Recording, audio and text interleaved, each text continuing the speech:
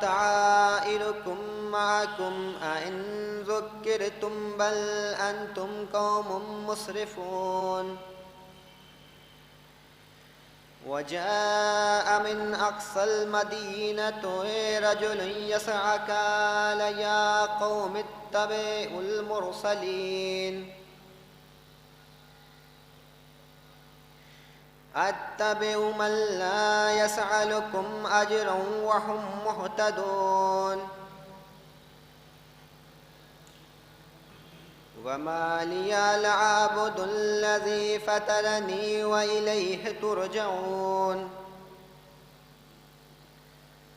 أأتخذ من دونه آلهة إن يردني الرحمن بضر لا تغني عني شفاعتهم شيئا ولا ينقذون إني إذا لفي ضلال مبين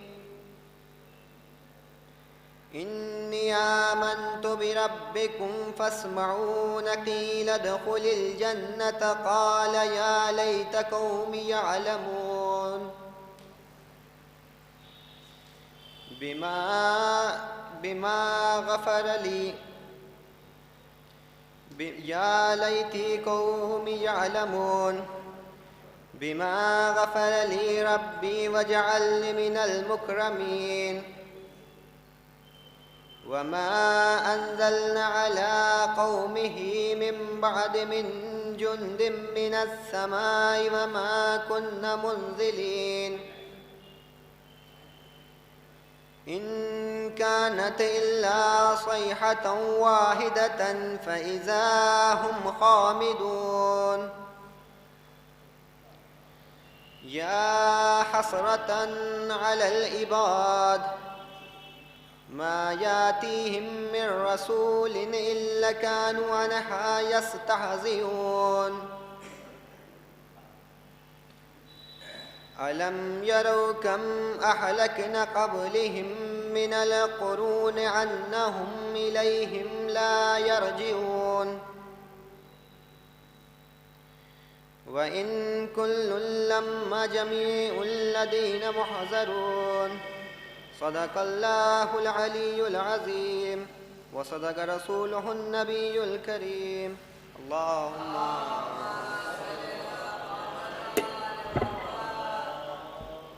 جیسا کہ صاحب خانہ نے بتایا ہے کہ مجلس نماز ظہرین سے پہلے ختم ہونی ہے تو تمام جو شعراء کرام ہیں یا سوزخوان ان سے گزارش کی جاتی ہے اختصار سے کام لیں اور جو مبین باہر تشریف فرمائے ہیں ان سے گزارش ہے کہ فرش مجلس پر تشریف لے آئیں. گزارش کی جاتی ہے شاعر اہل بیت علی جناب اسد نصیر آبادی صاحب سے تشریف لائیں اور بارگاہ معصومین علیہ السلام میں منظور خراج عقیدت پیش کریں. بر محمد و آل محمد صلوات. اس وقت کی مجلس کو خطیب انفراد علی جناب مولانا عباس ارشاد نقوی صاحب کو اللہ خطاب فرمائیں گے. جیسا کہ میں نے عرض کر دیا کہ صاحب خانہ کا حکم ہے کہ کیونکہ مجلس نماز ظہرین سے پہلے ختم ہونی ہے تو गुजारिश है कि इख्तिसार से काम लेते हुए मजलिस का बाकायदा तौर पर आगाज़ करें। मैं पेश पानी के लिए गुजारिश कर रहा हूँ शायर अहले बैत आली जनाब मौलाना आली जनाब असद नसीर आबादी साहब से, जो कि बैनुल-अक़वामी शोहरत याफ्ता शायर अहले बैत हैं। गुजारिश की जाती है तशरीफ़ लाएँ और बारगाह मासूमीन अलैहिस्सलाम में मंज़ूम ख़राज अक़ीदत पेश फरमाएँ। बर मोहम्मद व आले मोहम्मद सलवात।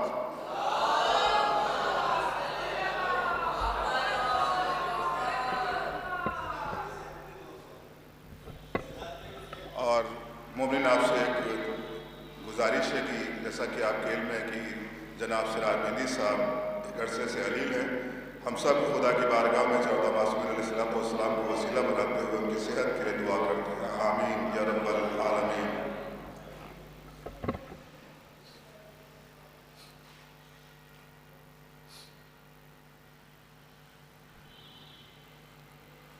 चार मिसरे में पेश करता हूँ कि दुश्मन गमे हुसैन का जाने कहाँ गया,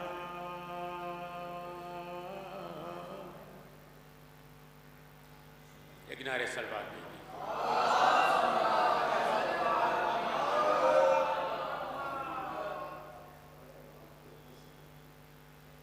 एक बाज़ बुलंद नारे सलवात।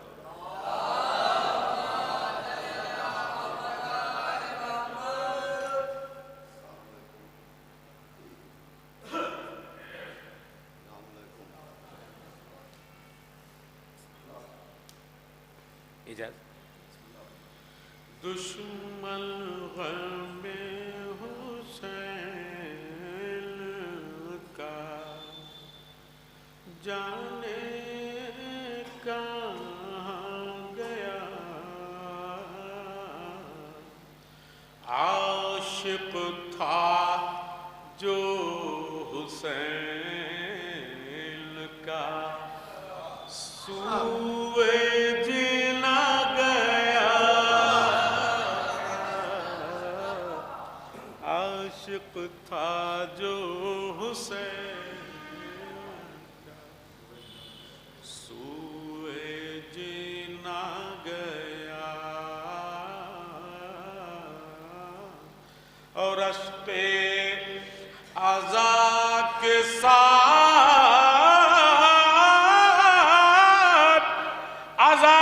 आज़ादार कब्र में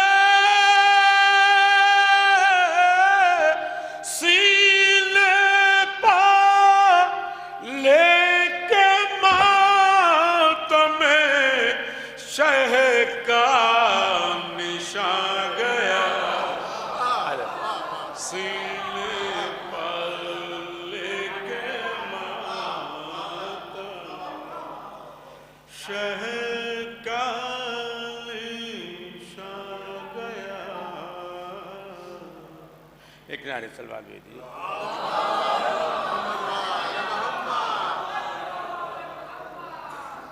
एक मतला और पेश करता हूँ कि अहमद के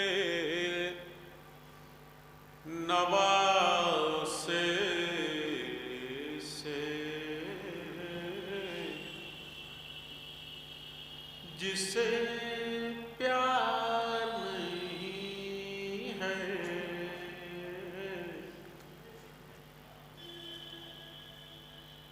अहमद के नवासे से जिसे प्यार नहीं है, जन्नत का उसे रास्ता हमवार अदब अदब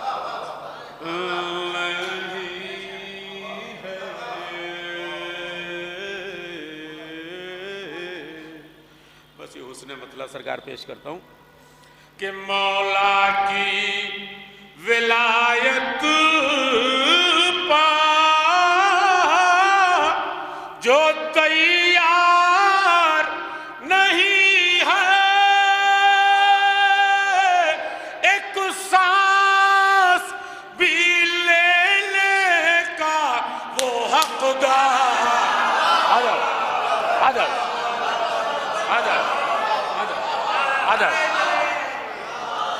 ادب یا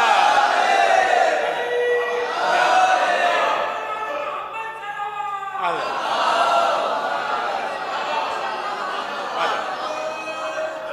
ایک سانس بھی لینے کا وہ حقدار نہیں ہے. اور شعر پیش کر رہا ہوں کہ ماتم کے نشان دیکھ کے بولے یہ فرشتے. خاص طور سے ماتم کے نشان دیکھ کے ارے بولے یہ فرشتے. ارے جا جا ایک بھی سجدہ تیرا بیکار. ادب ادب ادب ادب جا جا ایک بھی سجدہ تیرا بیکار نہیں ہے. اور یہ شعر بھی خاص طور سے دیکھیں گے بھائی کہ ان عشق غم شہ کا بجز فاطمہ زہرا. ان عشق غم شہ کا بجز فاطمہ زہرا. زہرا سے بڑا کوئی خریدار حضرت نہیں کوئی. حضرت زہرا سے بڑا کوئی خریدار نہیں ہے. امیر اظہر بھائی خاص طور سے یہ شعر پیش کر رہا ہوں. دیکھیں گے شعر کسی بات بھائی خاص طور سے کہ ہم نام پہ مولا کے لٹا دیتے ہیں جاگیر. ہم نام پہ مولا کے لٹا دیتے ہیں جاگیر. پھر بھی کوئی ہم جیسا زمیندار. ادب ادب ادب پھر بھی کوئی ہم جیسا زمیندار نہیں ہے. پھر بھی کوئی ہم جیسا زمیندار نہیں ہے. اور یہ کرب و بلا والے مدد کرتے ہیں سب کی. یہ کرب و بلا والے مدد کرتے ہیں سب کی. اس بات سے دشمن کو بھی انکار نہیں ہے. اس بات سے دشمن کو بھی انکار نہیں ہے. بس یہ دو شعر اور مقطع اس میں دو چار شعر چھوڑ رہا ہوں. دو شعر اور مقطع خاص طور سے کہ پابندیاں حسین کے ماتم پا لگائے. فہمی صاحب خاص طور سے کہ پابندیاں حسین کے ارے ماتم پا لگائے.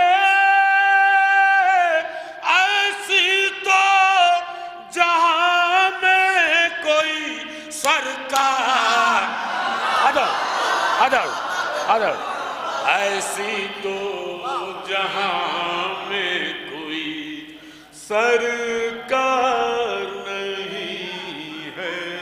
یہ آخری شعر اور مقطع پیش کر رہا ہوں کہ حاکم نے کہا دیکھ کے سجاد کے تیور. خاص طور سے حاکم نے کہا دیکھ کے سجاد کے تیور اور دربار الٹ دے گا یہ بیمار. ادب ادب ادب دربار الٹ دے گا یہ بیمار نہیں ہے.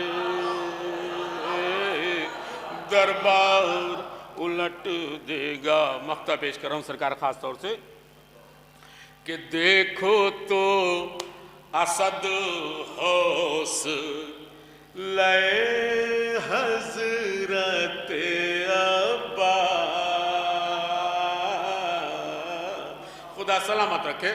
دیکھو تو اسد ہوس لے حضرت عباس. ارے میدان میں تو ہے ہاتھ میں تلوار. میدان میں تو ہے ہاتھ میں تلوار نہیں ہے. جا ایک بھی سجدہ تیرا بیکار نہیں.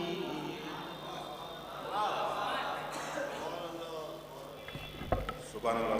سید آبادی صاحب اور ہم گزارش کرتے ہیں جناب عرفان صاحب سے تشریف لائیں اور سوزبانی کے فرائض انجام دیں. جیسا کہ فہمی بھائی نے حکم کیا کہ کافی تاخیر ہو گئی تو گزارش ہے کہ اختصار سے کام کریں.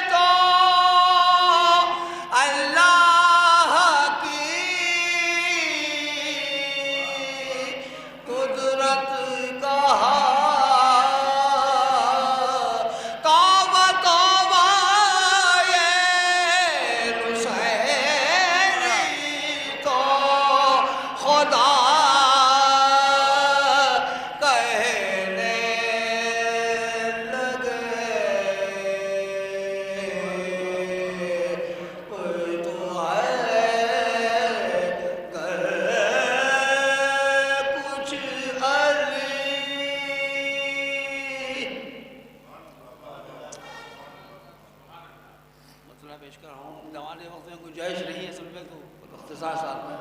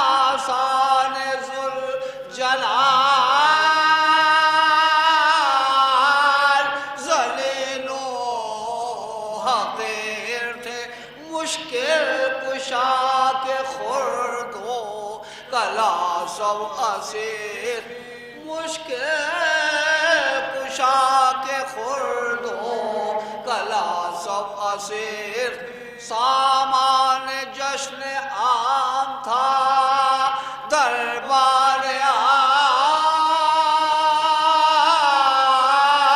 تھا اور ننگے سر حسین کا کنوان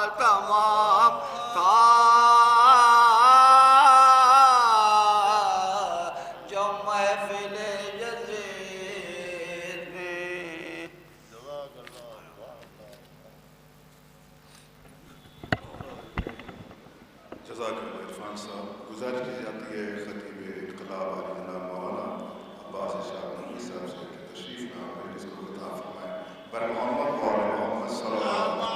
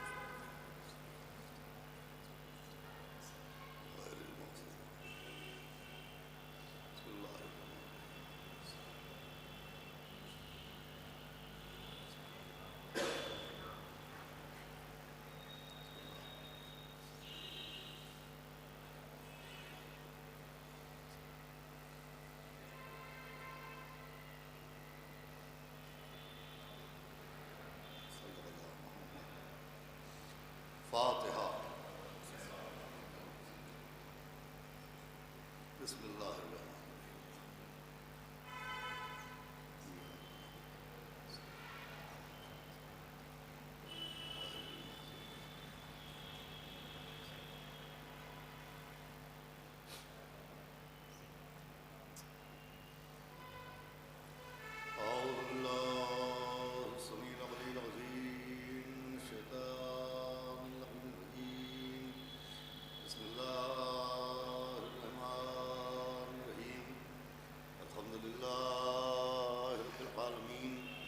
الصلاة والسلام على سيدنا ونبينا وشفيعنا وطبيب قلوبنا ومولانا مقتدانا بالقاسم محمد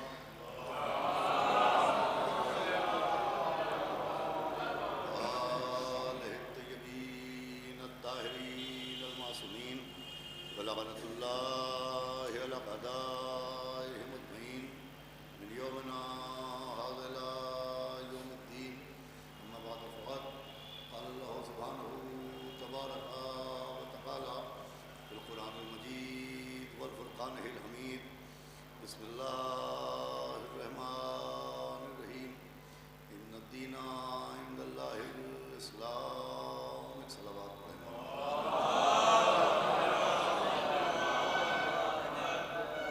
حضرات گرامی، یہ مجلس محب اہل بیت، ایک مرد مومن، ایک بزرگ کی اصال ثواب کی مجلس ہے.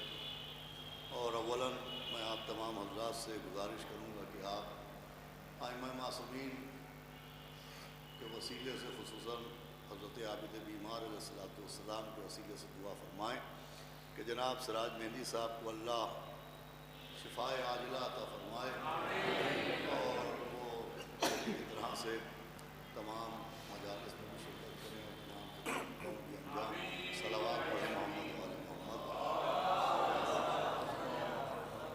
حضرات گرامی، میں نے آپ کے سامنے اس وقت قرآن مجید کی جس مشہور و معروف اور مختصر آیت کریمہ کی تلاوت کرنے کا شرف حاصل کیا ہے، اس میں خداوند عالم نے اپنے جس دین کا تعارف فرمایا ہے اس دین کو اسلام کہتے ہیں.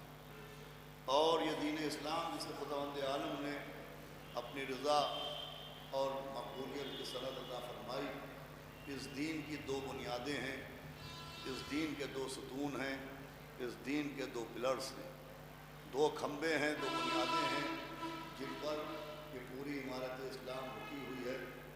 اور یہ عمارت اسلام انہی دونوں ستونوں پر قائم ہے. اور ان دونوں ستونوں میں ایک ستون کو عقیدہ کہتے ہیں اور ایک کو عمل کہتے ہیں. آپ جتنے بھی احکام اسلامی ہیں ان تمام احکام پر اگر غور کریں تو تمام احکام اسلامی میں یا تو ایک حصہ عقائد اسلامی کا ملتا ہے اور ایک حصہ اعمال اسلامی کا ملتا ہے. اسلام کے دامن میں یا تو عقائد ہیں اور یا اعمال ہیں، اور نجات اسی کی ہوگی، حقدار جنت وہی ہوگا، روز محشر رضائے خدا اسی کو حاصل ہوگی کہ جو اعمال کا بھی پابند ہو اور عقائد کا بھی پختہ ہو، اعمال صالحہ بھی انجام دیتا ہو اور عقائد حقہ سے بھی وابستہ ہو۔ دیکھیے اعمال اور عقائد یہ دونوں میں نے عرض کیا کہ ستون اسلامی ہیں۔ اب ان دونوں میں فرق یہ ہے کہ اعمال کے ذریعے انسان کے درجات بلند ہوتے ہیں۔ اعمال ذریعہ ہے بلندی درجات کا، یہ جملہ بہت غور سنیے گا۔ اعمال ذریعہ ہیں بلندی درجات کا اور عقائد ذریعہ ہیں قبولیت اعمال کا۔ انسان کا جو درجہ بلند ہوگا وہ اعمال کی بنیاد پر بلند ہوگا، لیکن اعمال جو قبول ہوں گے وہ عقائد کی بنیاد پر قبول۔ اب عقائد کا جہاں تک معاملہ ہے عزیزوں، تو اسلام کے دامن میں بہت سے عقائد ہیں اور تمام عقائد سے وابستگی اور تمام عقائد پر یقین رکھنا ایک سچے مسلمان کے لیے ضروری ہے۔ اور ان عقائد میں بہت سے عقائد ہیں، میں نے عرض کیا کہ اگر ان پر انسان کا عقیدہ نہیں ہوگا، ان پر یقین نہیں ہوگا تو اعمال رائگاں مانے جائیں گے، اعمال کا کوئی فیض اور اعمال کا کوئی فائدہ ہم تک نہیں پہنچنے والا ہے۔ چنانچہ آپ تمام علماء سے پوچھیں، کسی بھی عالم سے پوچھیں کہ اگر ایک انسان کا جنت پر عقیدہ نہ ہو تو اس کا کیا انجام ہوگا، ایک آدمی کا فرشتوں پر عقیدہ نہ ہو اس کا کیا انجام ہوگا، ایک آدمی کا شجر طوبہ پر عقیدہ نہ ہو تو اس کا کیا حشر ہوگا، ایک آدمی کا سلسبیل و کوثر پر عقیدہ نہ ہو تو اس کا کیا حشر ہوگا۔ تو تمام علماء یک زبان کہتے ہیں کہ اگر کسی شخص کا فرشتوں پر عقیدہ نہیں ہے تو وہ بھی جہنم جائے گا، اگر کسی شخص کا کوثر پر عقیدہ نہیں ہے تو وہ بھی جہنم جائے گا، اگر کسی شخص کا سلسبیل پر عقیدہ نہیں ہے تو وہ بھی جہنم جائے گا، اگر کسی شخص کا جنت پر عقیدہ نہیں ہے تو وہ بھی جہنم جائے گا۔ حد یہ ہے کہ اگر کسی کا جہنم پر عقیدہ نہیں ہے تو وہ بھی جہنم جائے گا۔ صلوات بھیجے محمد وآلہ ایک صلوات اور بآواز بلند پڑھا۔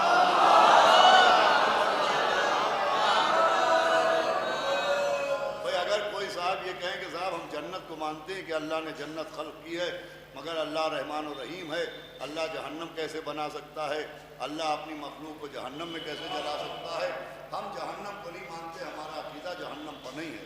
تو تمام علماء کہتے ہیں جس کا جہنم پر عقیدہ نہ ہو وہ بھی جہنم جائے گا۔ اب عزیزان گرامی ہیں، جتنے عقائد ہیں ان سے متمسک رہنا ہر مسلمان کے لیے لازم ہے۔ لیکن میں آپ سے سوال کرتا ہوں، پڑھے لکھے افراد بھی بیٹھے ہیں، کہ اگر آپ نے کوئی حدیث دیکھی ہو تو مجھے بھی دکھا دیجئے، کوئی روایت سنی ہو تو مجھے بھی سنا دیجئے کہ جب پیغمبر اسلام نے ان عقائد کی تعلیم ہم کو آپ کو دی جو ہم تک علماء کے ذریعے پہنچی ہے، تو جب پیغمبر نے ان عقائد کی تبلیغ کی، ان عقائد کی ترویج کی، ان عقائد کی تعلیم دی، تو کیا کسی حدیث یا کسی روایت میں آپ نے پڑھا ہے کہ پیغمبر نے پہلے کسی شخص کو جنت کا مشاہدہ کرایا ہو پھر جنت پر عقیدہ رکھوایا ہو؟ کیا پیغمبر نے کبھی کسی کو فرشتوں کا دیدار کرایا ہو پھر فرشتوں پر عقیدہ رکھوایا ہو؟ کیا پیغمبر نے کبھی کسی کو جنت کے باغوں میں گھمایا ہو پھر جنت پر عقیدہ رکھوایا ہو؟ کیا پیغمبر نے کسی کو ایک جام کوثر عطا فرمایا ہو پھر کوثر پر عقیدہ رکھوایا ہو؟ کیا کسی روایت کسی حدیث میں ایسا ملتا ہے؟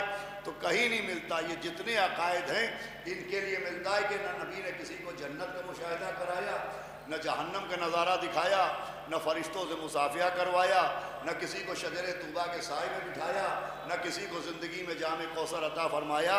یہ جتنے عقائد ہیں پیغمبر نے بغیر دکھائے ان کی تعلیم دی ہے۔ نہ کسی کو جنت کا دیدار کرایا، نہ جہنم کا دیدار کرایا، نہ کسی کو کوثر کا دیدار کرایا، نہ سلسبیل کا دیدار کرایا۔ یہ جتنے عقیدے ہیں یہ پیغمبر نے بغیر دکھائے تعلیم فرمائے ہیں۔ اب مجھے پوچھنے کا حق ہے کہ جو نبی نے نہ دکھایا ہو، جو نبی نے نہ دکھایا ہو، جب ان پر عقیدہ رکھنا اتنا ضروری ہے تو جس علی کو دونوں ہاتھوں پر اٹھا کے دکھایا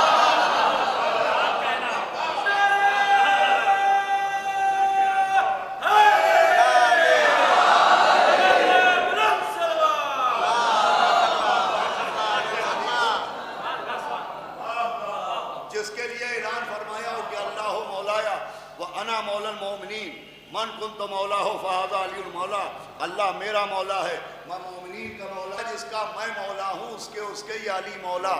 اس عقیدے کو کہتے ہیں عقیدہ ولایت۔ بھائی مجلسی ولایت حسین صاحب کے سال ثواب کی ہے، صلوات بھیجے محمد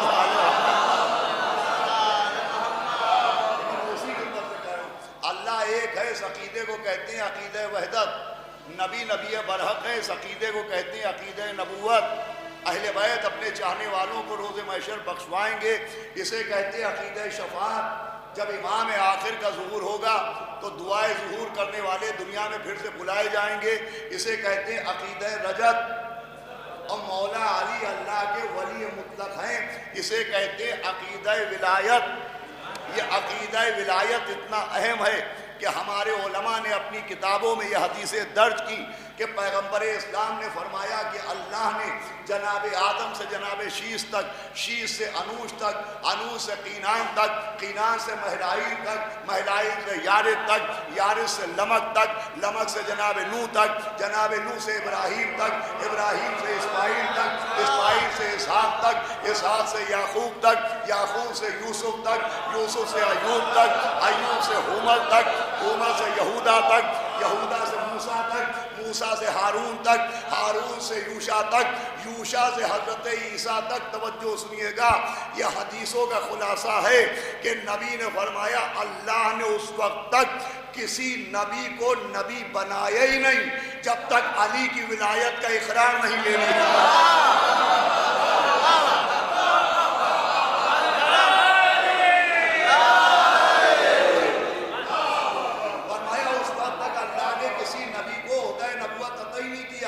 جب تک مولا علی کی ولایت کا اقرار نہیں لے لیا۔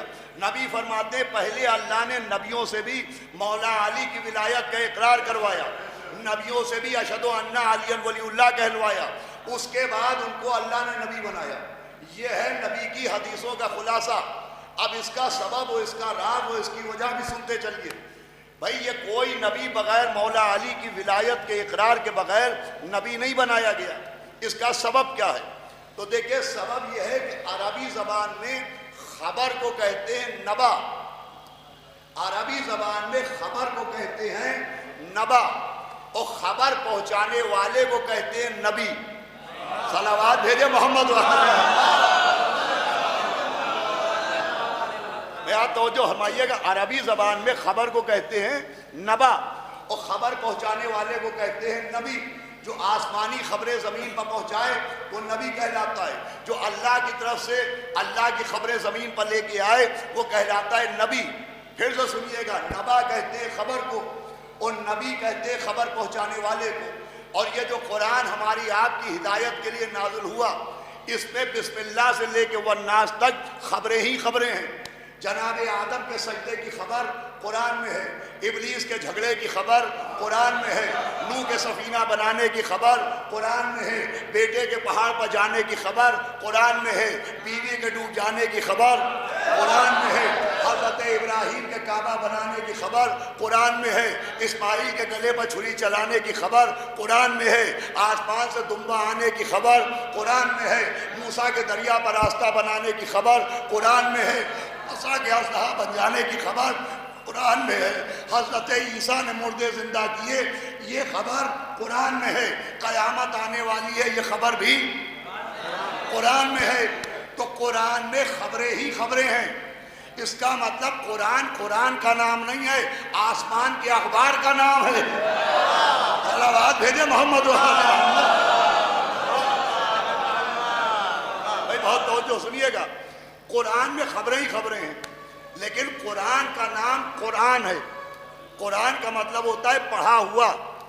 قرآن کا ایک نام ہے فرقان، فرقان کا مطلب ہوتا ہے فرق کرنے والا۔ قرآن کا ایک نام ہے کتاب، کتاب کا مطلب ہے لکھی ہوئی۔ پورے قرآن میں جو قرآن کے نام ہیں تو قرآن کا نام قرآن ہے، قرآن کا نام برہان ہے، قرآن کا نام فرقان ہے، قرآن کا نام کتاب مبین ہے۔ مگر قرآن میں خبریں ہیں، قرآن کا نام کتاب نبا نہیں ہے۔ قرآن میں ایک سورہ ہے جس سورے کا نام ہے سورہ نبا۔ بھائی بہت توجہ سنیے گا، ایک سورہ ہے جس کا نام ہے سورہ نبا۔ سورہ نبا کا کیا مطلب؟ جیسے سورہ ہم کا مطلب حمد والا سورہ، سورہ بقرہ کا مطلب گائے والا سورہ، سورہ آل عمران کا مطلب آل عمران والا سورہ، ویسے ہی سورہ نبا کا مطلب ہے خبر والا سورہ۔ اس سورے کا نام ہے سورہ نبا۔ سورہ نبا کا مطلب ہوتا ہے خبر والا سورہ۔ اب آپ قرآن اٹھائیے اور یہ سورہ نبا پڑھنا شروع کیجئے تو سورہ نبا کی پہلی اور دوسری آیت ہے بسم اللہ الرحمن الرحیم اما یتساءلون عن النبأ العظیم۔ یہ ہے سورہ نبا کی پہلی اور دوسری آیت۔ اس آیت کا ترجمہ کیا ہے، مفہوم کیا ہے؟ تو مفہوم یہ ہے کہ ان آیتوں میں کچھ لوگوں کی طرف اشارہ ہو رہا ہے جو انکار کرتے ہیں، بحث کرتے ہیں، حجت کرتے ہیں، کاہے کے لیے؟ نبأ العظیم کے لیے۔ نبأ العظیم کسے کہتے ہیں؟ سب سے بڑی خبر۔ بھائی سورہ نبا خبر دے رہا ہے کہ کچھ لوگ ہیں جو نبأ العظیم، توجہ سنیے گا، نبأ العظیم کا مطلب ہے سب سے بڑی خبر کا انکار کرتے ہیں، حجت کرتے ہیں، بحث کرتے ہیں۔ پوری توجہ رکھیے گا، یہ ہے سورہ نبا کی آیتیں۔ اب میں آپ کو دکھاتا ہوں جنگ صفین کا ایک منظر کہ مولا علی میدان جنگ میں ہیں اور شام کی طرف سے ایک قاری قرآن مولا علی سے لڑنے نکلا۔ دیکھیں یہ بھی عقل پہ عذاب ہے کہ قرآن پڑھتا ہوا قرآن سے لڑنے نکلا۔ آپ کی توجہ گئی تو نہیں؟ قرآن پڑھتا ہوا قرآن سے لڑنے نکلا۔ جب مولا علی کے سامنے آیا، مولا علی مسکرائے کہ تم کیا پڑھ رہے ہو؟ کہ یا علی قرآن پڑھ رہا ہوں۔ کہ قرآن کا کون سا سورہ پڑھ رہے ہو؟ کہ یا علی سورہ نبا پڑھ رہا ہوں۔ کہ سورہ نبا میں کیا ذکر ہو رہا ہے؟ کہ نبأ العظیم کا۔ مولا نے کہا نبأ العظیم کا کیا مطلب؟ کہ یا علی نبأ العظیم کا مطلب ہے سب سے بڑی خبر۔ مولا کے لبوں کے منبر پر تبسم کا خطیب آ گیا۔ ارے جملہ پہنچے ہی نہیں، اور یہ جملہ پہنچ جاتا تو یہ کیسے پتا چلتا کہ اردو ICU میں ہے؟ صلوات بھیجے محمد محمد۔ اب دیکھیں لکھنؤ میں یہ حالت ہے، یا علی یا دیکھیے گا میں نے کون سی عربی بول دی، کون سی فارسی میں گفتگو کی؟ مولا کے لبوں کے منبر پر تبسم کا خطیب آ گیا۔ اس کا مطلب صرف اتنا سا ہے کہ مولا مسکرائے۔ صلوات بھیجے محمد والے۔ میں ایک بابا سے بولیں صلوات پڑھے محمد والے۔ تشریف لائے منور بھائی آ جائے تو ٹھیک ہے۔ تو میں عرض کر رہا ہوں آپ کی خدمت میں کہ مولا علی مسکرائے کہ کیا پڑھ رہے ہو؟ کہ یا علی قرآن۔ کہ قرآن کا کون سا سورہ پڑھ رہے ہو؟ کہ سورہ نبا۔ کہ سورہ نبا میں کیا ذکر ہے؟ کہ نبأ العظیم۔ کہ نبأ العظیم کا کیا مطلب ہے؟ کہ سب سے بڑی خبر۔ مولا مسکرائے اور کہا تجھے خود خبر ہے کہ سب سے بڑی خبر کیا ہے؟ کہا تجھے خود بھی خبر ہے کہ سب سے بڑی خبر کیا ہے؟ نبأ العظیم کیا ہے؟ کہا یا علی یہ تو نہیں معلوم۔ میرے مولا نے اپنے سینے پہ ہاتھ رکھا، مسکرا کے فرمایا واللہ انا النبأ العظیم۔ اے خدا کی قسم سب سے بڑی خبر میں ہوں۔ ابھی 13 رجب گزری ہے، 3 دن بھی گزرے نہیں۔ آپ نے مولا علی کی زیارت پڑھی ہوگی، اور اگر سمجھ کے پڑھی ہوگی تو اس زیارت پہ فکرہ ہے کہ السلام علیکہ ایھا النبأ العظیم، سلام ہو آپ پر کہ آپ اللہ کی سب سے بڑی خبر ہیں۔ اور جو ہمارے یہاں مولا علی ہیں نبأ العظیم۔ آپ سمجھئے کوئی نبی علی کی ولایت کے بغیر نبی کیوں نہیں بنتا؟ ارے جب علم کے بغیر کوئی عالم نہیں بن سکتا، تقوی کے بغیر کوئی متقی نہیں بن سکتا، زہد کے بغیر کوئی زاہد نہیں بن سکتا، تو کوئی نبأ العظیم کے بغیر نبی کیسے بن جاتا؟ صلوات بھیجے محمد۔ دنیا کا مجلس اپنے دامن وقت کے اندر تمام ہو جائے گی۔ مولا علی نبأ العظیم۔ نبأ العظیم کا کیا مطلب ہے؟ سب سے بڑی خبر۔ ابھی نتیجہ نہیں آیا ہے۔ نبأ العظیم کا مطلب ہے سب سے بڑی خبر۔ ایک صلوات پڑھ دے محمد والے محمد۔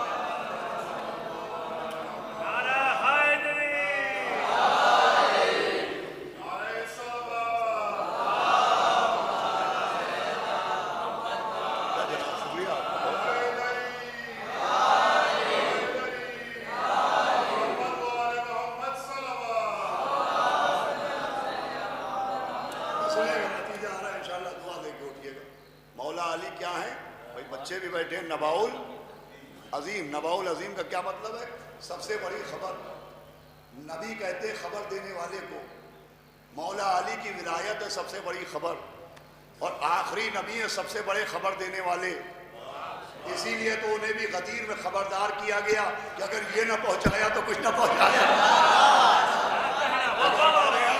کہ بھائی ساری خبریں پہنچا دی اور سب سے بڑی خبر پہنچاؤ. ہر خبر پہنچا دی، اب نباء العظیم پہنچاؤ. نباء العظیم کیا ہے؟ مولا علی نے کہا واللہ انا النباء العظیم، خدا کی قسم میں ہوں نباء العظیم، میں ہوں سب سے بڑی خبر. اب سارے نبی، بھائی توجہ سنیے گا، سارے نبی زمین پر بھیجے گئے خبریں پہنچانے کے لیے. اسی ماہ رجب میں 27 رجب آئی شب معراج، تو نبی کو معراج پر بلایا گیا. ہم نے قرآن سے پوچھا کہ بھئی سارے نبی خبریں پہنچانے کے لیے زمین پر آئے، یہ نبی معراج پر کیوں بلائے گئے؟ تو قرآن نے کہا بسم اللہ الرحمن الرحیم قد را من آیات ربہ الکبریٰ. یہ روایت نہیں ہے، یہ آیت ہے، یہ بیان نہیں ہے، قرآن ہے. قرآن کہہ رہا ہے قد را من آیات ربہ الکبریٰ، کہ اللہ نے جو نبی کو معراج پر بلایا تو سب سے بڑی آیت دکھانے کے لیے. بھائی آیت کہتے نشانی کو، اور کبریٰ کہتے سب سے بڑی کو. بھئی یہ قرآن کی آیت کریے قد را من آیات ربہ الکبریٰ، جو معراج میں نبی کو بلایا گیا تو سب سے بڑی نشانی دکھانے کے لیے، آیت کبریٰ دکھانے کے لیے. تو معراج پر نبی کو بلایا آیت کبریٰ دکھانے کے لیے، زمین پر بھیجا خبریں پہنچانے کے لیے. اب جس علی نے کہا واللہ انا النباء العظیم، اسی نے سینے پہ ہاتھ رکھ کے ایک دن کہا کہ واللہ انا آیت اللہ الکبریٰ، کہ بھئی اللہ کی سب سے بڑی نشانی میں ہوں. پر نتیجہ آ رہا ہے نباء العظیم بھی علی ہیں، آیت اللہ الکبریٰ بھی علی ہیں، سب سے بڑی خبر بھی علی ہیں. بھئی میرے ساتھ رہیے گا، سب سے بڑی خبر بھی علی ہیں، سب سے بڑی آیت بھی علی ہیں، نباء العظیم بھی علی ہیں، آیت اللہ الکبریٰ بھی علی ہیں، سب سے بڑی خبر بھی علی ہیں، سب سے بڑی نشانی بھی علی ہیں. اب طریقہ یہ ہوتا ہے کہ خبر سنائی جاتی ہے، نشانی دکھائی جاتی ہے. میری بات پہنچی کہ نہیں پہنچی؟ خبر سنائی جاتی ہے، نشانی دکھائی جاتی ہے. اب سمجھ میں آیا کہ غدیر میں نبی نے من کن تو مولا سنایا کیوں؟ علی کو ہاتھوں پہ اٹھا کے دکھایا کیوں؟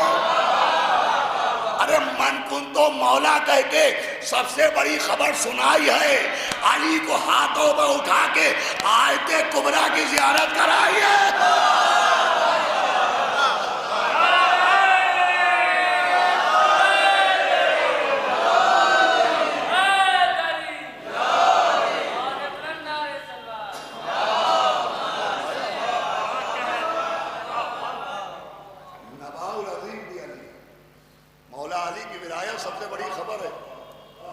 آیت اللہ الکبریٰ بھی مولا علی ہے، سب سے بڑی خبر بھی علی ہیں، سب سے بڑی خبر بھی علی ہیں. اب اسے کیا کیجئے کہ حافظے اتنے کمزور ہو گئے ہیں کہ لوگوں کو چھوٹی چھوٹی خبریں یاد ہیں اور سب سے بڑی خبر یاد نہیں ہے. انشاءاللہ یہ جملہ رہے گا نہ جائے گا. میں غلط کہہ گیا، چھوٹی چھوٹی خبریں یاد ہیں، سب سے بڑی خبر یاد نہیں. میں غلط کہہ گیا، ارے جھوٹی جھوٹی خبریں یاد ہیں اور سچی خبر یاد نہیں ہے.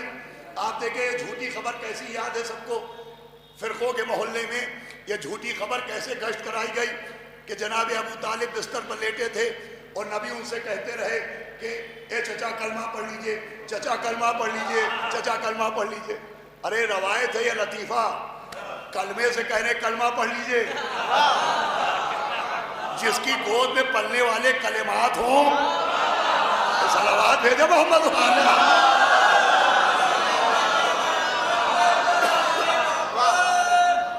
وہ کلمات بکلمات. سورہ بقرہ میں اعلان ہے بسم اللہ الرحمن الرحیم جناب آدم کی توبہ اللہ نے کلمات کے ذریعے قبول کی. اب یہ کلمات کیا ہیں جن کے ذریعے دعا قبول کی؟ تو کلمات لفظ ایک ہے، اس ایک لفظ میں 5 حرف ہیں. ایک ہے کاف لام میم الف اور تے. بھئی ایک لفظ میں 5 حرف رکھے تاکہ جو زیادہ پڑھا لکھا نہیں ہے اگر وہ پڑھ کے نہیں سمجھ سکتا کہ کلمات کیا ہیں تو وہ حرف گن کے سمجھ جائے کہ کلمات 5 ہیں. اب اس میں کوئی 3 5 نہ کرے. صلوات بھیجے محمد والے. اب دیکھیں بس آخری منزل ہے، 2 منزلیں اور بہت اہم منزل ہے. دیکھیں کلمات یہ ہے عربی کا لفظ. ایک بہت بڑے مفسر قرآن گزرے، میں سمجھتا ہوں ہمارے بزرگ ہم سے تو سب جانتے ہوں گے، علامہ مقبول احمد صاحب جو مفسر قرآن مترجم قرآن گزرے اور جن کا ضمیمہ مقبول مومنین میں مقبول ہے. انہوں نے اس آیت کی تفسیر میں اور بے کلماتن کی تفسیر میں لکھا کہ کلمات میں 5 حرف ہیں. وہ عربی زبان کی خصوصیت یہ ہے کہ جس طرح سے اللہ نے جتنی بھی مخلوقات پیدا کی ہیں ان مخلوقات میں کچھ مذکر ہوتی ہیں، کچھ مؤنث ہوتی ہیں، کچھ میل ہوتے ہیں، کچھ فیمیل ہوتے ہیں. رشتوں میں بھی کچھ رشتے مذکر ہیں اور کچھ مؤنث ہیں. جیسے شوہر مذکر ہے، زوجہ مؤنث ہے. بیٹا مذکر ہے، بیٹی مؤنث ہے. باپ مذکر ہے، ماں مؤنث ہے. وہ لکھتے ہیں اسی طرح کلمات میں بھی اور عربی کے حروف میں بھی. عربی کے جو الفابیٹس ہوتے ہیں تو کچھ الفابیٹس ہوتے ہیں میل اور کچھ ہوتے ہیں فیمیل، کچھ ہوتے ہیں مذکر، کچھ ہوتے ہیں مؤنث. وہ لکھتے ہیں جو 5 حرف ہے کلمات میں تو ان 5 حروف میں کاف ہے مذکر، لام ہے مذکر، میم ہے مذکر، الف ہے مذکر اور آخر میں تے جو ہے وہ مؤنث ہے. یعنی 5 میں 4 حروف مردوں والے ہیں اور ایک حرف کا تعلق مؤنث سے ہے. تو یہ مذکر اور مؤنث بتا رہے ہیں کہ کلمات میں وہی 5 ہیں جن میں 4 مرد ہیں اور ایک بیوی ہے. بھائی کلمات سے مراد وہی ہیں جن میں 4 مرد ہیں اور ایک خاتون ہے. اب وہ 4 مرد کون ہیں، ایک خاتون کون ہے؟ چاہے تطہیر کی چادر دیکھیے، چاہے مباہلے کا منظر دیکھیے.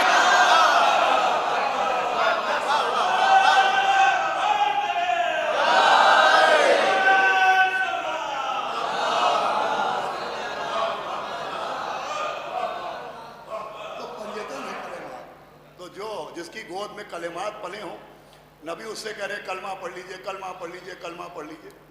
ہم نے کہا یہ کہاں کی بات ہے اور کب کی بات ہے؟ کہ جب جناب ابو طالب بیمار تھے. ہم نے کہا وہ تھے کہاں؟ کہ بستر پر.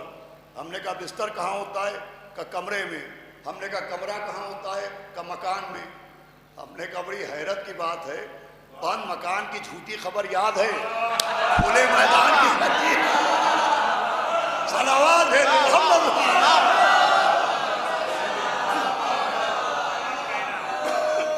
چھوٹی چھوٹی خبریں یاد ہیں. اور مولا علی کی ولایت جو سب سے بڑی خبر ہے وہ یاد نہیں ہے. اسی ولایت کے اوپر بنیاد ہے تشیع کی. صلوات پڑھ دے محمد والے محمد.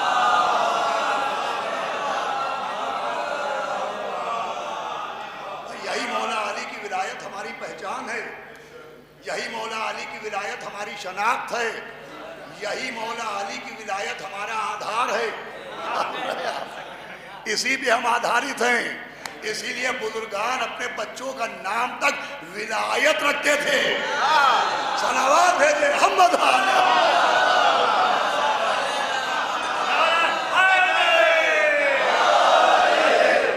ولایت حسین نام رکھا گیا تو ولایت حسین صاحب کے والدین دیکھیے ہمارے بزرگان بڑے زیرک تھے، بڑے انٹیلیجنٹ تھے، بہت ہوشیار تھے. انہوں نے بچوں کے نام بھی ایسے رکھے کہ نام کا نام ہو اور تبلیغ اہل بیت کی تبلیغ ہو، تبلیغ کی تبلیغ ہوتی رہے. یہ ہے ولایت عزیزان گرامی.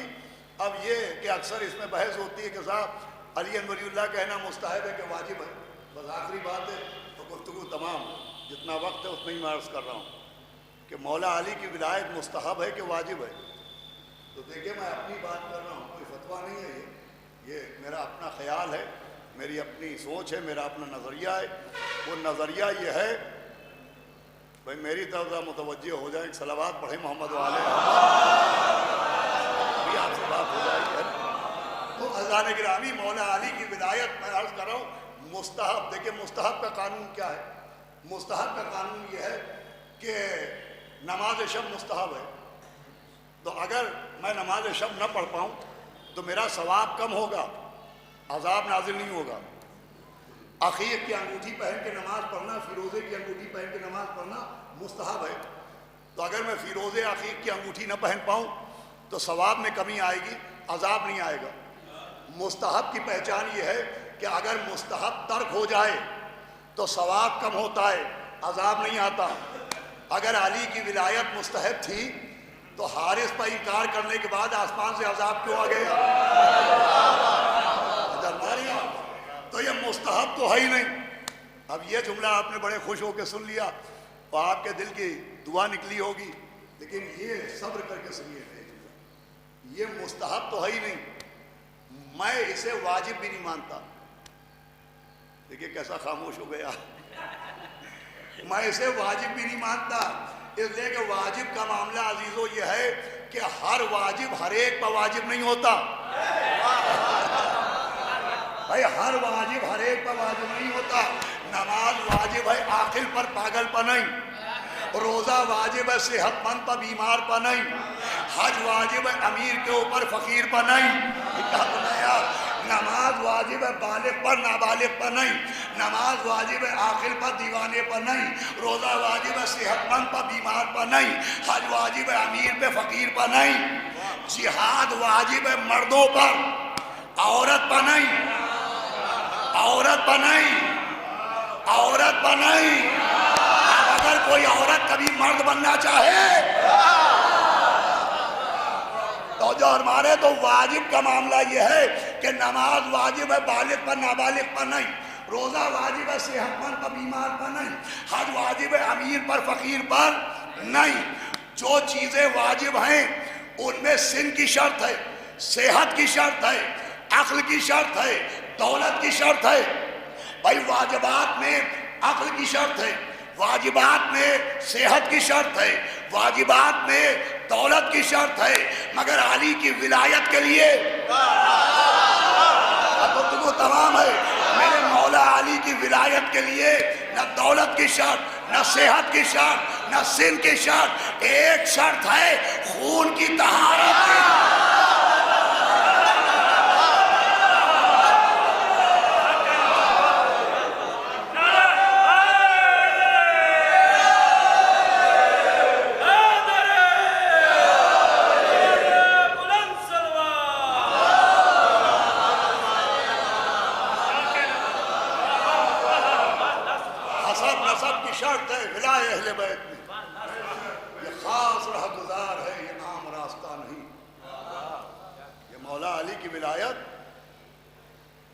اللہ کی عنایت سے ملتی ہے،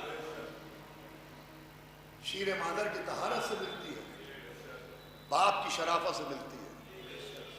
بھائی اہم ہے مولا علی کی ولایت. بھائی 13 رجب گزر گئی ہے، ابھی 27 رجب معراج آئے گی. یہ سب اسی ولایت کے سلسلے. اور یہ مجلس ایک ایسے بزرگ کے ایصال ثواب کی مجلس ہے جن کا نام ہی ولایت حسین تھا. سب سے اہم عقیدہ ہے تشیع کا، اور ہم میں اور غیروں میں اسی ولایت کی وجہ سے فرق ہے. بلکہ ہم و آپ کیا، کربلا جو ہماری اساس و بنیاد ہے، اس کربلا میں بھی جو فرق تھا وہ کاہے کا فرق تھا. بھئی نماز ادھر بھی ادھر بھی، روزہ ادھر بھی ادھر بھی، حج ادھر بھی ادھر بھی، لا الہ الا اللہ ادھر بھی ادھر بھی، محمد الرسول اللہ ادھر بھی ادھر بھی. کیا فرق تھا جس نے بتایا کہ وہ یزیدی ہیں یہ حسینی ہیں؟ سب کچھ کامن تھا ایک علی ولی اللہ کے سوا. ایک مولا علی کی ولایت کے سوا سب کامن تھا. اور اسی کے اوپر جو جنگ ہوئی ہے اسی بنیاد پر ہوئی ہے. بس اللہ درجات بلند کرے جناب ولایت حسین صاحب کے اور ان کے بیٹوں کو، خصوصی طور پر ہمارے سراج مہدی بھائی کو اللہ جلد و جلد مولا علی کے صدقے میں صحت کاملہ اور صحت عاجلہ. یہ جب سے ان کے والد کا انتقال ہوا ہے، میں سمجھتا ہوں پہلی مرتبہ ایسا ہوا ہے کہ وہ مجلس میں یہاں بیٹھ کے مجلس نہیں سن پا رہے ہیں۔ الحمدللہ وہ گھر تشریف لا چکے ہیں۔ اس وقت یہ گراف ایجنسی کی طرف سے مجلس لائیو ہو رہی ہے، وہ گھر میں بیٹھے ہوئے اس مجلس کو سماعت کر رہے ہوں گے انشاءاللہ۔ ہم دعا کریں گے کہ وہ جیسے فرش اعظم پہ آ کے مجلس سنتے تھے ویسے یہ عقیدہ ولایت سب سے اہم ہے۔ یہ جو کربلا کی جنگ ہوئی ہے اس کی بنیاد بھی یہی تھی۔ جب مولا حسین نے پوچھا تھا کہ بھائی معاذ اللہ خاکم بدہن میرا جرم کیا ہے، کیا میں نے حرام کو حلال کیا، کیا میں نے پیغمبر کی شریعت میں کوئی امینڈمنٹ کر دیا، تو کیا جواب آیا تھا؟ جواب تھا بغضاً لابی، آپ کے باپ کی عداوت۔ مجھے بتائیے مولا علی سے کیا عداوت تھی، کیا دشمنی تھی؟ معاذ اللہ مولا علی نے کسی کا کیا بگاڑا تھا؟ بھوکوں کے منہ میں نوالے رکھنے والا، یتیموں کی پرورش کرنے والا، بیواؤں کی نگہبانی کرنے والا، ایسے مریض جن کے پاس کوئی پھٹکنا گوارا نہ کرے ان کے زخموں پر مرہم لگانے والا۔ یہ مولا علی کی عداوت کاہے کی وجہ سے تھی؟ ایک اعلان ولایت کی وجہ سے۔ وہ جو غدیر میں اعلان ہوا تھا یہ اس اعلان ولایت کی عداوت تھی۔ وہ اسی عداوت کی وجہ سے وہ لاکھوں کا لشکر آیا۔ ادھر سے جو لشکر آیا وہ عداوت ولایت میں، اور ادھر سے جو لوگ بڑھے وہ حفاظت ولایت۔ لاکھوں چلے عداوت میں، 72 بڑھے حفاظت میں۔ ادھر سے عداوت ولایت میں نیزہ چلا، ادھر سے حفاظت ولایت میں علی اکبر کا سینہ بڑھا۔ ادھر سے عداوت ولایت میں گرز چلا، ادھر حفاظت ولایت میں عباس کا سر آگے بڑھا۔ ادھر سے تلوار چلی، ادھر سے عباس کے بازو بڑھے، ادھر سے گھوڑوں کی ٹاپیں بڑھی، ادھر سے قاسم کا لاشا بڑھا، ادھر سے 3 بھال کا تیر چلا، ادھر سے علی اصغر کا گلا بڑھا، ادھر سے کند خنجر چلا، ادھر سے سوکھا ہوا گلو حسین آگے بڑھا، ادھر سے تازیانے چلے، ادھر سے سید سجاد کی پشت آگے بڑھی، ادھر سے نیزوں کی انیاں بڑھی، ادھر سے بیویوں کی چادریں بڑھی۔ سر کی چادر بھی ضروری ہے تو لے لے امت، ہم پسے پردے تطہیر ہوئے جاتے ہیں۔ سب کچھ اسی ولایت کی وجہ سے۔ بس عزیزو، اللہ درجات بلند کرے ان آوازوں کے صدقے میں، ولایت صاحب کے اور ان کے بیٹوں کو، بیٹیوں کو، تمام خانوادے کو اجر عظیم عطا کرے۔ یہ بڑی اچھی بات ہے اور بہت مناسب عمل ہے، بلکہ سب سے بہتر عمل ہے کہ اپنے باپ کو مسلسل ایصال ثواب میں یاد کیا جائے، اور ایصال ثواب کے لیے بھی اس مظلوم کی مجلس کی جائے جس نے چلتے چلتے بیمار کا شانہ ہلایا تھا اور کہا تھا کہ بس ایک یہ وصیت رہے یاد ہے میرے جانی، کرنا نہ فراموش میری تشنہ دہان۔ 36 پہر گزرے ہیں پایا نہیں پانی، پانی دے اگر بات میرے ظلم کے بانی۔ ارے تم فاتحہ بابا کا دلا دیجیو بیٹا اور تھوڑا سکینہ کو ملا دیجیے۔ چوتھے امام کہتے خدا کی قسم میں اپنے بابا کو پہچان نہ پایا، اس لیے کہ اتنے تیر لگے تھے کہ میرا بابا طائر سفید معلوم دے رہا تھا۔ عزیزو دیکھیں وہ مجلس 1 منٹ میں تمام ہو رہی ہے۔ آپ اگر تاریخ ائمہ پڑھیں تو تاریخ ائمہ میں یہ نظر آئے گا کہ اماموں میں جو بھی دنیا سے جانے لگتا تھا وہ بستر پر لیٹا رہتا تھا، اس کا بیٹا بستر کے برابر میں کھڑا رہتا تھا۔ آخری جملے مجلس تمام ہے۔ بھائی مولا علی دنیا سے جا رہے ہیں، وہ بستر پر لیٹے ہیں، حسنین پہلو میں کھڑے ہیں۔ مولا حسن جا رہے ہیں، وہ بستر پر لیٹے ہیں، مولا حسین پہلو میں کھڑے ہیں۔ چوتھے امام دنیا سے جا رہے ہیں، وہ بستر پر لیٹے ہیں، 5ویں امام پہلو میں کھڑے ہیں۔ بھائی طریقہ یہی ہوتا ہے، جب باپ دنیا سے جانے لگتا ہے تو وہ بستر پر لیٹا رہتا ہے، بیٹے بستر کے چاروں طرف کھڑے رہتے ہیں۔ لیکن کربلا میں منظر بدل گیا، یہاں بیٹا بستر پر لیٹا ہے، باپ پہلو میں کھڑا ہے۔ اے سید سجاد، ہمارے شیعوں کو ہمارا سلام کہہ دینا، کہنا شرط وفا یہ ہے کہ جب ٹھنڈا پانی پینا ہماری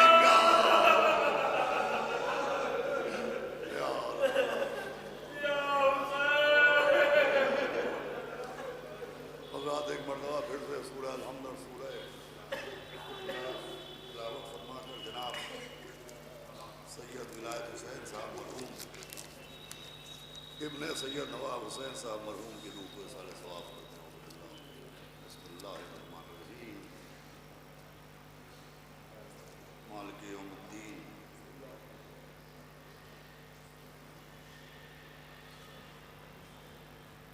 بسم اللہ الرحمن الرحیم. لم یولد ولم یولد.